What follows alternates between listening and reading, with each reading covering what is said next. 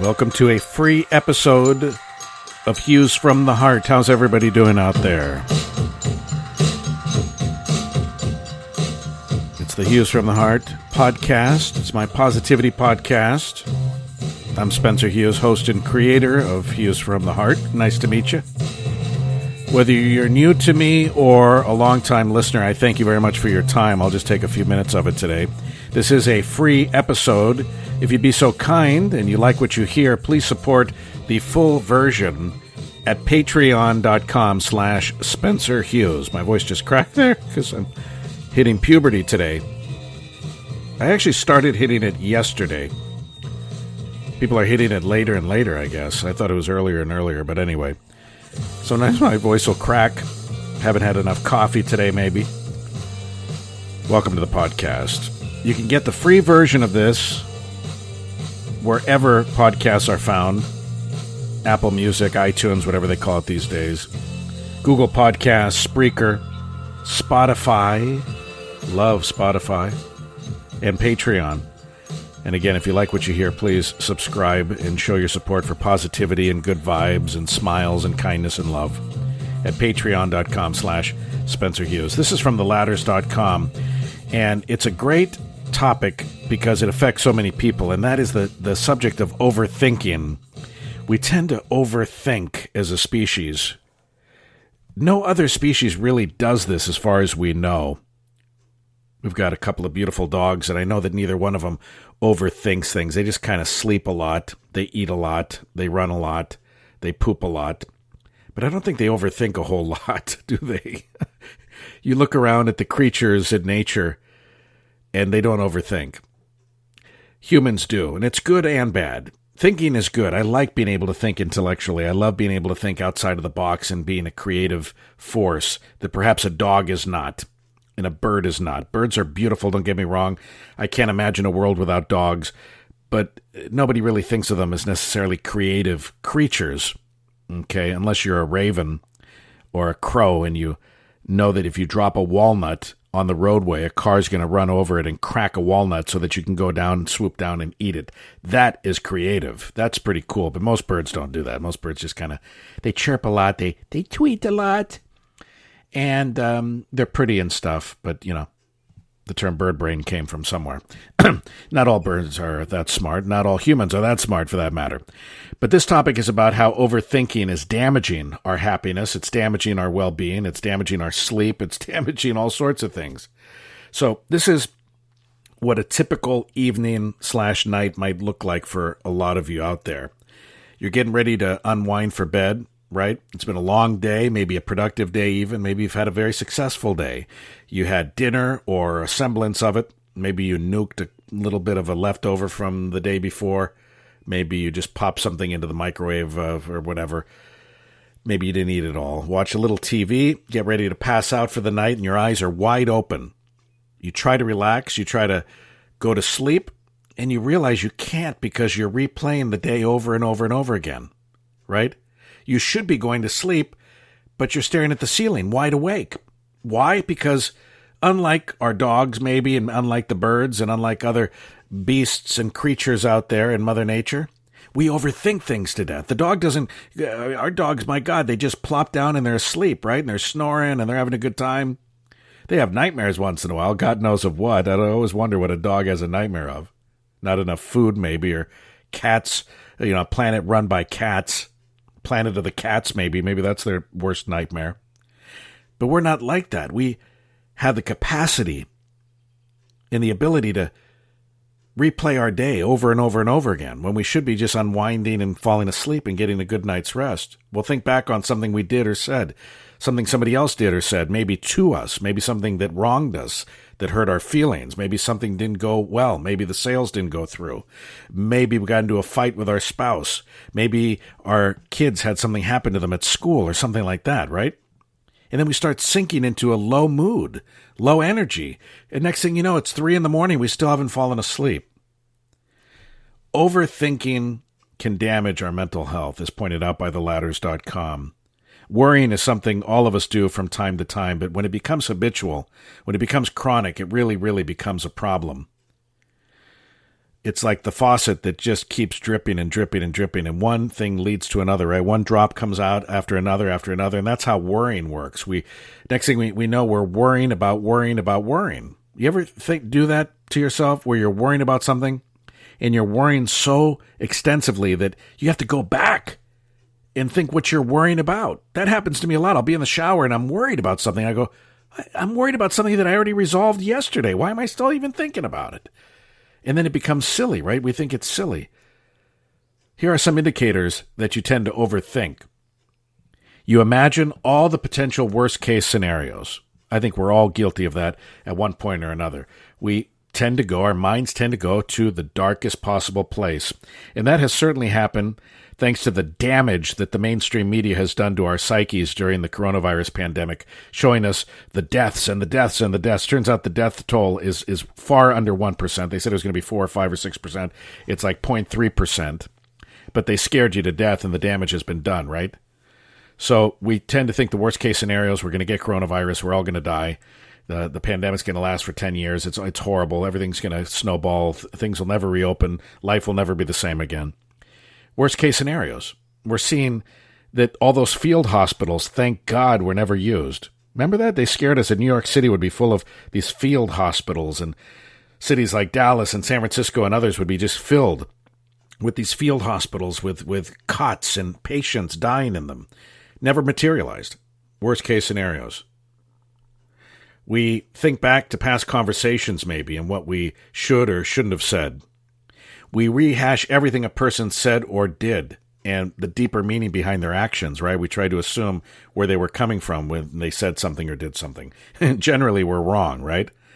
Generally we're wrong about it because we assume what the person was thinking, and they weren't even thinking anything close to what we assumed they were. We get so wrapped up in our thoughts that we zone out, sometimes in front of other people. Sometimes at the worst times. And we tend to beat ourselves up over things that happened in the past. And that's why very few people are really, really, truly happy at any given point, because we're reliving the past and worrying about the future. Or even if it's a happy anticipation of the future, you're not living right now if you're thinking about your wedding day a year from now, if you're thinking about your birthday next weekend, if you're thinking about your promotion that might or might not happen in 6 months. You're living in the future, and even if it's a positive kind of anticipation, you're spending your time and you're ruminating about things that have yet to happen and may never happen. When we overthink, we believe that our minds are just sorting things out, but it's not true. We're torturing ourselves, really. So there's a difference between overthinking and problem solving. Problem solving is productive. It's proactive. It's good. We need to try to problem solve more and come up with better solutions to our problems. But overthinking is a totally different thing. Unlike overthinking, as pointed out by theladders.com, problem solving is a positive and productive act. Solving a problem means identifying the dilemma, looking for the alternatives, and then finding the best solution. It leads you to proactively try and resolve an issue, right? But overthinking is obsessive. It can become obsessive. It's a fixation. The mind gets stuck on the first steps of problem solving, which is the dilemma. When you overthink, you're just focusing on the dilemma. You're not really focusing. Most of us don't overthink on a solution. We're overthinking on the problem. And it's negative. It's unproductive because we focus on the problem without really trying to find ways past it. Problem solving is about improving a situation, while overthinking centers around the idea that there's no possible way out. We're stuck in a darkness. We're stuck in a pit. We'll never get out of it. Things are never going to get better. Things are totally hopeless. I don't know why I woke up today. I don't know why I bothered to get out of bed. I don't know why I bothered to get in the shower and go to work. Today is just a disaster. That's where overthinking leads us. Stressful life events tend to lead to this over-rumination. That can trigger anxiety and depression. Depression and anxiety can lead to more rumination. And again, it goes around and around and around in a vicious cycle and circle. So what do? We're humans. We think. We're thinking creatures, which is great. It's one of the things that differentiates us from most of the animal life on this planet, is that we can really, really think deeply about things, right? We can be philosophical about things. We can remember the past and dwell on the future and do all this other stuff. But again, we can do it to a fault. We can take active steps, however, to change this behavior. We can change our center and focus. And here are some ways to do that, thanks to theladders.com and this great piece that I found for the podcast. One is a tough one for a lot of people. It was tough for me the first 25 years of my life, certainly, and I'm almost 50 now, and it's become easier, and it gets easier as the days go on. Question your beliefs. Okay, there's a great meme, great bumper sticker, whatever. They used to be bumper stickers when I was a kid. Now they're memes. Kids, before we had memes, we had bumper stickers, okay, that said the same things you guys are saying now, except they were on the bumpers of cars. Question your beliefs. One of my favorites is don't believe everything that you think. Don't believe everything that you think. Question your beliefs. What is something about yourself that creates an emotional response? It could be something embarrassing that happened to you yesterday or 30 years ago when you were a kid. A perceived weakness you believe you have about yourself, or worrying about getting into a bad situation, right? You start thinking about this, and once you do it, you can't turn it off. Now, what if you were to try thinking about that thought in a different way? A past event may have seemed incredibly embarrassing, but to others, they either barely remember it or they don't even care. Perspective matters a lot. Maybe you always believed that you were incapable of doing something. You didn't think you had the ability to make people laugh. You didn't think you were a very good writer or a bowler. You didn't think you were a very good partner or friend. And you see other people achieving these things and you think, nah, that's not me. That's good for them. It works for them. I'm just not a very good friend. I'm not a good wife. I'm not a good husband material. This isn't good. It works for other people, but not for me. This thought process leads you to put in a half-hearted effort or not even attempt something at all. So if you've been stuck on a certain thought, ask yourself why you think that way. Where did you come up with these ideas? Was it something mean that someone said to you? Maybe, God forbid, even a parent or a sibling or a teacher. Somebody said something mean to you and it stuck. Somebody taught you something to believe, whether it was a religion or a political philosophy, or even your favorite sports team. I always challenge people and say, the team that you lose your voice over, did you really freely choose to root for that team, or is it just something your parents used to scream out on the TV, took you to the games from the time you were 3 years old, dressed you in all the same colors as the team, and next thing you know, you're a Cowboys fan or a 49ers fan or a Seahawks fan? How many of you actually chose the teams that you root for or the religions that you follow? Question your beliefs. Number 2, turn your thoughts into action. We overthink because we believe that simply thinking about something will create a solution. And that's not true. If that were true, we wouldn't have any problems because we certainly do a whole lot of thinking. Ruminating does nothing to actually instill change. If anything, overthinking keeps us stuck in the same loop over and over and over again. We feel trapped longer and longer and longer. The key to moving past a problem is to shift your brain into finding a solution. You are more in control than you think. We are in control of our thoughts and our reactions to the things around us and things that happen to us. As the saying goes, and it's absolutely true, we can't control the things that happen to us necessarily, but we can't control the way we react to the things that happen to us. So when we come across a perceived problem, instead of wondering why something happened or complaining and whining about it, feeling the victim and wallowing in sorrow and pity, we should ask ourselves, what can I do about it? Focus on what is within your power, and it's a lot more than you think it is. Ask yourself how you can do something better in the future, what lessons were gained, and the next steps moving forward. We're always evolving as people. Hopefully we are. If not, we remain stagnant, and that's not the purpose of our lives, I don't think, to be the same person at age 50 as we were at age 15. We just aren't. We're not meant to be the same.